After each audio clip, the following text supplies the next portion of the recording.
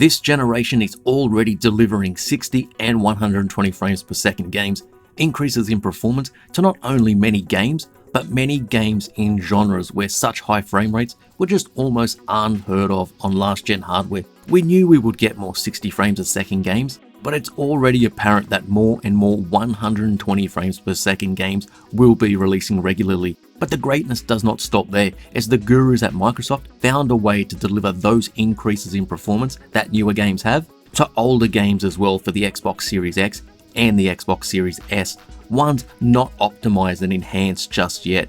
What that means are existing games playing a hell of a lot better on the new hardware, and here I'll show you the difference between the games at 30 and 60. But if you like the video, then please give it a thumbs up, leave a comment, share it around, subscribe, and hit the bell notification so you know when new videos go up. Check the description for a link to the Discord to talk everything Xbox and gaming, but let's salivate together over some games that just play a hell of a lot better now. Let's do it. And starting at number 10, we have Anthem, and this gets far down the list for one reason, and that's because the game is basically dead, both in terms of player count and that BioWare and EA confirmed that the game really has no future, with no new content being made for it, and the roadmap being abandoned. This is also a good time to say to never trust these supposed roadmaps, and I myself never purchased the super duper ultimate mega editions of games based on future promises or even season passes. Tell me what's in it and when it comes out and I may buy it. But now let's get back on topic.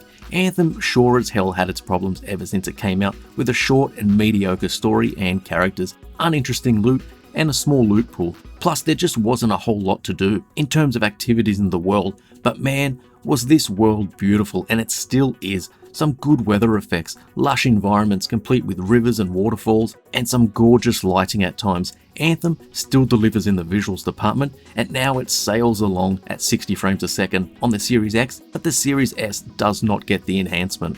The higher frame rate just makes flying around this world so much smoother and more enjoyable.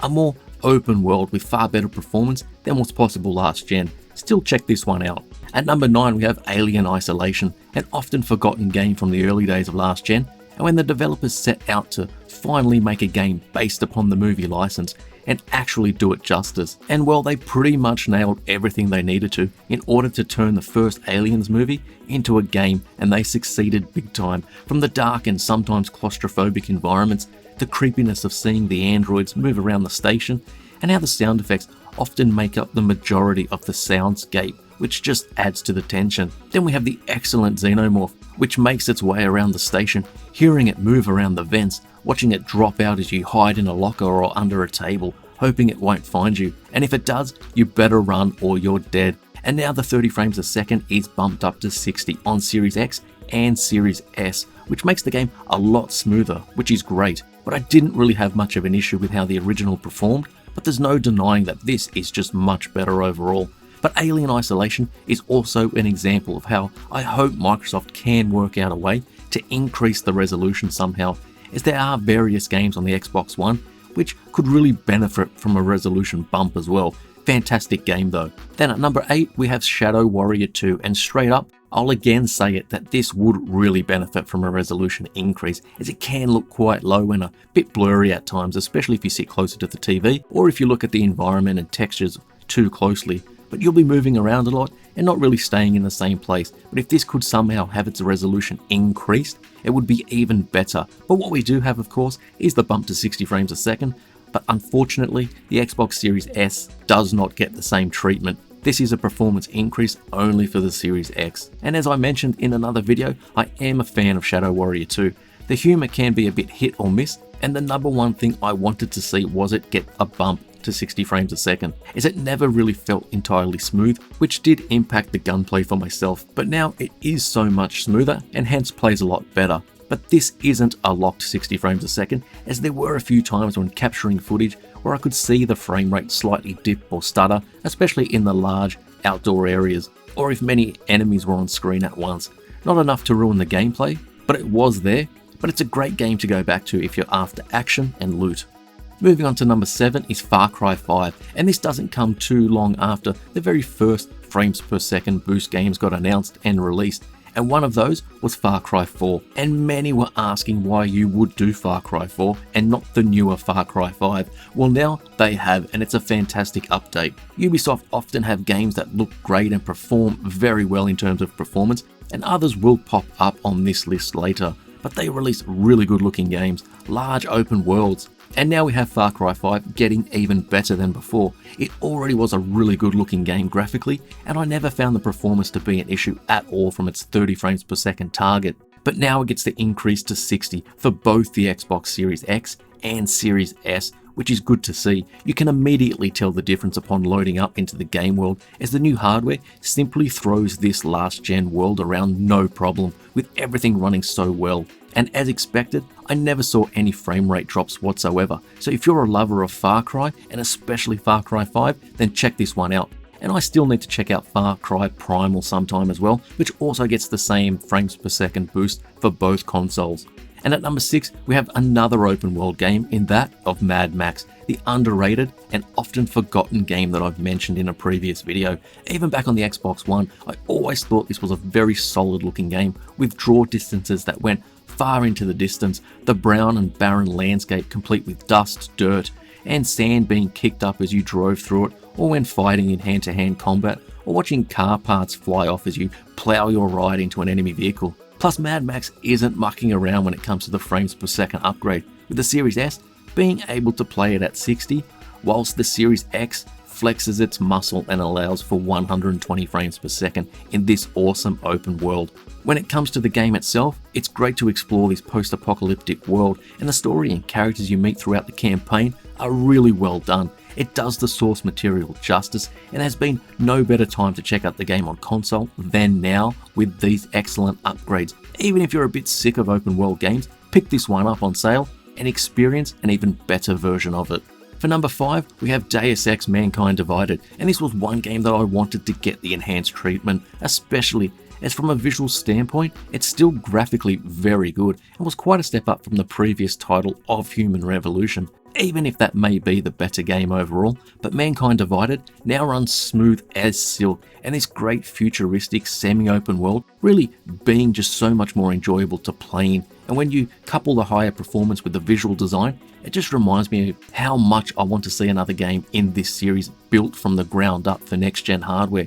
So both the Series X and Series S get the increase to 60 frames a second, and it's good to see the Series S get these improvements too, and distance itself from the Xbox One X, and show people why it's still worth upgrading to from that console. If you've never played a Deus Ex game before, then it's part action, part stealth, and always a storyline filled with mystery and intrigue, plus it gives you freedom in how you want to play and how you want to complete the missions. Definitely check this game out, as it's really, really good and just a better version of what we had before. And again, now we need a new game in the series. Coming in at number 4 is Dragon Age Inquisition, and I've mentioned this before as well. Apart from some uninteresting side content and some filler that just wasn't all that needed, Inquisition still delivers a great RPG. BioWare did a really good job with this game. Plus, as I touched on earlier, if Microsoft can find a way to up the resolution in these games as well, then man, this could really look stunning, as I've always been a big fan of its look and its art style. It would look amazing if it could just be more crisp. So we have parity between the Xbox Series X and Series S, with both being able to be played at 60 frames a second, and as always, it takes the existing game and just smooths out performance, and it wouldn't matter how many enemies were on screen. With my teammates and all of us swinging weapons and hurling magic effects everywhere, it always stayed smooth with no slowdown whatsoever. It's taken this in-depth RPG, which is part of a series which so many love, and just given it the treatment to what we've always wanted on consoles.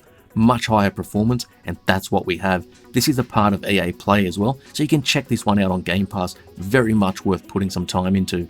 For number 3, it's Dying Light, and this one was really screaming out for some performance love, and now it has it. And a lot of that is to do with the parkour system and needing to be precise at times as you jump from place to place and grabbing onto ledges or making your way over fences. It has such a better feel to it now, and it really is a great feeling to simply build up some speed and just parkour off everything in sight. Now, unfortunately, the Xbox Series S doesn't get the increase, whilst the Series X now runs the game at 60 frames a second, and this is another game which would really benefit from a resolution bump, as it does have that low-res, blurry look at times, especially when there are so many things moving around the screen. Or when looking out at distance, you'll have far-off smoke billowing into the sky, trees flapping in the wind, and dust and debris flying through the air. With a higher res, everything would just look much cleaner, but the 60 frames a second boost makes everything in terms of movement so much more responsive, and I didn't see any time when performance faltered. Even simply standing there and looking around, it just feels so much better now. At number 2 is the often forgotten and underrated but awesomely excellent Sleeping Dogs Definitive Edition, an already improved version of the original Xbox 360 game, but this frames per second boost gets offered on both the Series X and Series S, so both console owners can play through this excellent game again or for the first time, and now it's made even better on consoles and miles ahead of the Xbox 360 original. And looking back, that console and generation didn't have the greatest performance, and you'll see this in a number of games in an upcoming video of mine. But when it comes to this version of Sleeping Dogs, you get the best version there is of this really fantastic game that brings this Hong Kong to life, and it's filled with great dialogue and voice acting and an excellent story and cast of characters to go along with it.